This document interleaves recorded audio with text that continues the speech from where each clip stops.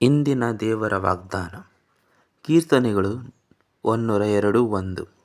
ಯೆಹೋವನೇ, ನನ್ನ ಪ್ರಾರ್ಥನೆಯನ್ನು ಕೇಳು, ನನ್ನ ಕೂಗು ನಿನಗೆ ಮುಟ್ಟಲಿ.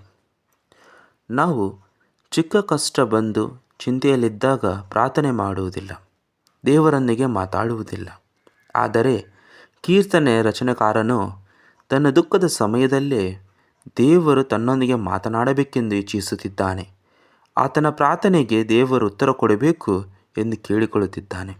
ಇದೇ ರೀತಿ ನಾವು ಸಹ ಸದಾ ದೇವರಲ್ಲಿ ಪ್ರಾರ್ಥಿಸುತ್ತಾ ಎಲ್ಲ ಸಮಯದಲ್ಲಿ ಆತನೇ ನನ್ನ ಆಶ್ರಯ ಸ್ಥಾನ ಎಂದು ನಂಬಬೇಕು. ಕಣ್ಣುಗಳ ಮುಚ್ಚುಗಡೆ ಪ್ರಾರ್ಥಿಸಿಕೊಳ್ಳೋಣ. ದುಃಖದಲ್ಲಿದ್ದವರಿಗೆ ಶಾಂತಿಯನ್ನು ಒದಗಿಸುವ ಆದರಣಕರ್ತನೆ, ನಿನಗೆ ಸ್ತೋತ್ರಗಳನ್ನು ಸಲ್ಲಿಸುತ್ತಿದ್ದೇವೆ. ಸದಾ ನಮ್ಮ ಪ್ರಾರ್ಥನೆಗಳನ್ನು ಕೇಳುವಾತನು, ನಮ್ಮ ಕೂಗನ್ನು ಕೇಳಿ ಉತ್ತರಗಳನ್ನು ಕೊಡುವಾತನು, ನಮ್ಮ ಆಶ್ರಯ ಸ್ಥಾನವು ನೀನೇ ಆಗಿದ್ದೀಯ ತಂದೆ. ನಮ್ಮ ಈ ಜೀವನವನ್ನು ನಿನ್ನ ಕೈಗೆ ಒಪ್ಪಿಸುತ್ತಾ ನನ್ನ ಅಲ್ಪ ಸ್ತೋತ್ರಗಳನ್ನು ಕ್ರಿಸ್ತೇಸುವಿನ ನಾಮದಲ್ಲಿ ಸಲ್ಲಿಸುತ್ತಿದ್ದೇವೆ ತಂದೆ. ಆಮೇನ್.